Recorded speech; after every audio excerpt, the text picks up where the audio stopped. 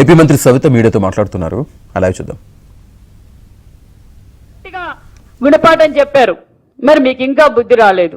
మరి నేను తెలియజేసేది ఒకటే, మేము ఏదైతే మాట చెప్పామో ఆ మాట నిలబెట్టుకున్న ప్రభుత్వం ఎన్డీఏ ప్రభుత్వం అని కూడా తెలియజేస్తూ, మరి మీరు ఏ విధంగా 19లో మాట చెప్పారో అవన్నీ ఫెయిల్యూర్ అయ్యారనే ప్రజలు మాకు అధికారం ఇచ్చారనే విషయం కూడా తెలియజేస్తూ, మరి ఈ తల్లిదండ్రులకి మరి మాకు సహకరించి మీరు ఏదైతే ఏ సంపూర్ణమైన మెజార్టీతో మీరు మమ్మల్ని గెలిపించారు, రాష్ట్రం అన్ని రంగాల్లోనూ అభివృద్ధి జరుగుతుంది.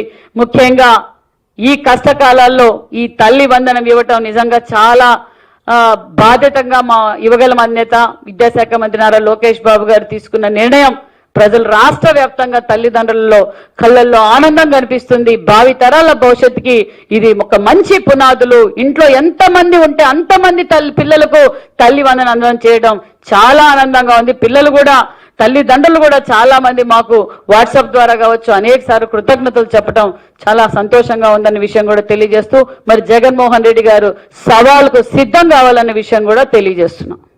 Thank you.